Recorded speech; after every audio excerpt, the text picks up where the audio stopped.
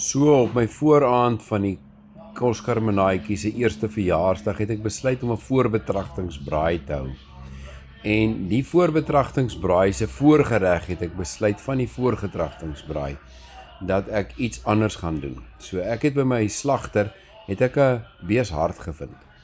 Ja, hy verkoop dit en ek het besluit dit moet nou deel van die voorgereg wees. Skoonmaak, hy moet gedoen word, arteries moet uitgesny word.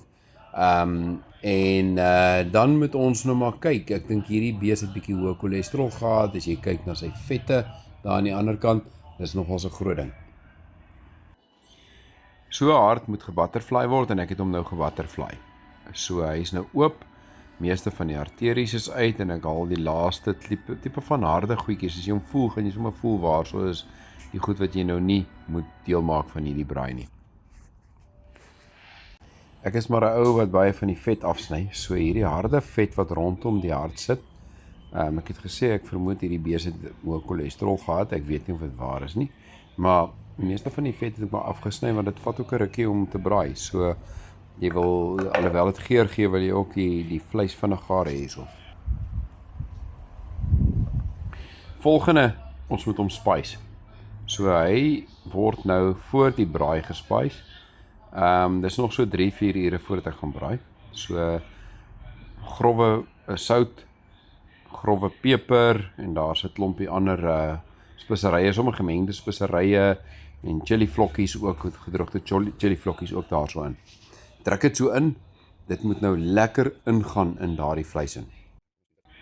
Ek het besluit, omdat hierdie orgaan is en hy het gewoonlik 'n metaalagtige smaak, het ek besluit om melkstout oor te gooi. Dit mag miskien bietjie snaaks klink, want melkstout mag moontlik 'n metaalagtige smaak aanhelp, maar ek dink dit kan tog 'n teenwerk. So melkstout het oor hierdie hart gegaan. Is nou so 4 ure later. Nou gaan hierdie hart uit hierdie melkstout uit vuur toe. Hoor net hoe sissel hy daarso. Nou braai ek het hom, hy moet nie baie lank braai nie. Baie warm kole. Hy moet vinnig braai, hy moet medium wees.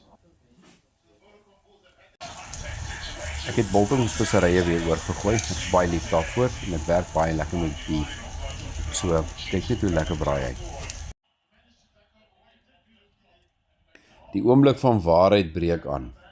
Ek sny hom, hy's pragtig pink binne. En dan gaan hy bietjie grove sout en grove peper oorkry en bedien word. Almal is dit eens. Hulle sal dit weer eet.